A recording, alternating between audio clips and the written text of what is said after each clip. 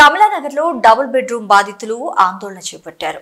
గాంధీ జయంతి రోజున double bedroom బాధితులు ఆందోళన మిన్నంటింది. గాంధీ జయంతి సందర్భంగా మహాత్మా గాంధీ, డాక్టర్ బిఆర్ అంబేద్కర్ చిత్రపటానికి జూబ్లీహిల్స్ రహమత్ నగర్లోని కమలానగర్లో వినతి పత్రం అందజేశారు కమలానగర్ డబుల్ బెడ్రూమ్ బాధితులు. కమలానగర్ డబుల్ బెడ్రూమ్ అధ్యక్షుడు కొండాపురం నాగరాజు మీడియాతో మాట్లాడుతూ కమలానగర్లో గత బీఆర్ఎస్ ప్రభుత్వం 146 డబుల్ బెడ్రూమ్లు ఇళ్లు కేటాయిస్తామని కేవలం 100 మందికి మాత్రమే కేటాయించగా మిగతా 46 డబుల్ బెడ్రూమ్లు కేటాయించాకే హైడ్రా మూసీ నది బాధితులకు మిగతావి కేటాయించాలని ప్రభుత్వాన్ని కోరారు. లేని ఏళ్ల పెద్ద ఎత్తున ఆందోళనకు దిగుతామంటూ వారు హెచ్చరించారు.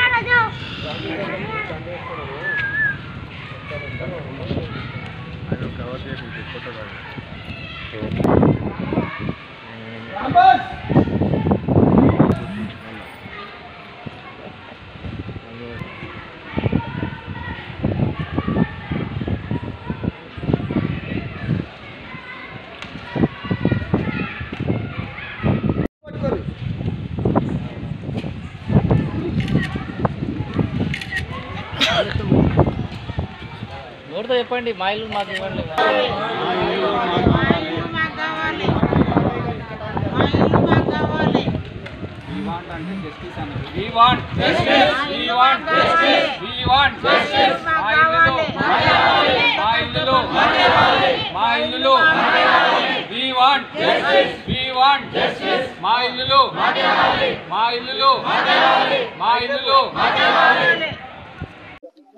అందరికీ నమస్కారం.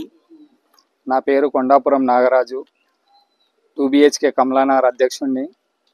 ఈరోజు గాంధీ జయంతిని పురస్కరించుకొని మా యొక్క కమలానగర్కి సంబంధించినటువంటి డబుల్ బెడ్రూమ్లో జరుగుతున్నటువంటి అవకతవకల గురించి గాంధీ గారికి, అదేవిధంగా డాక్టర్ బిఆర్ అంబేద్కర్ గారికి మా యొక్క బాధితుల తరపున ఈరోజు వినతి పత్రం ఇవ్వడం జరిగింది.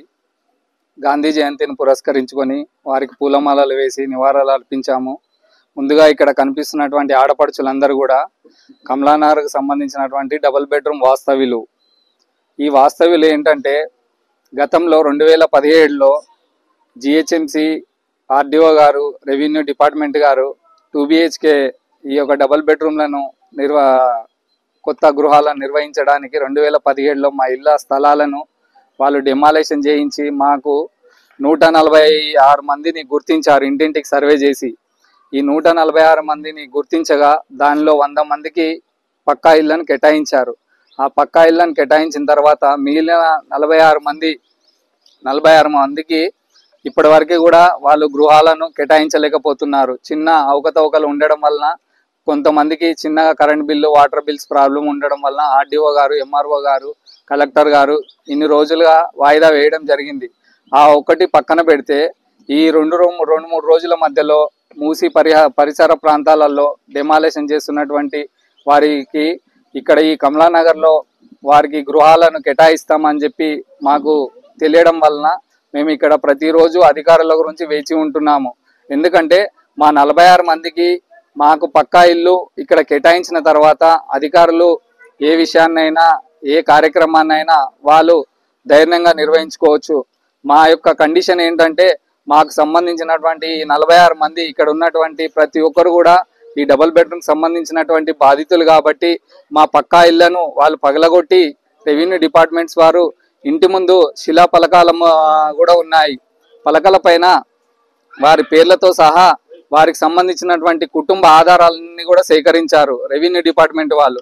RDO గారు, MRO గారు, కలెక్టర్ గారి దగ్గర మేము ఎన్నో మార్లుగా వినతి పత్రాలు అందజేయడం జరిగింది.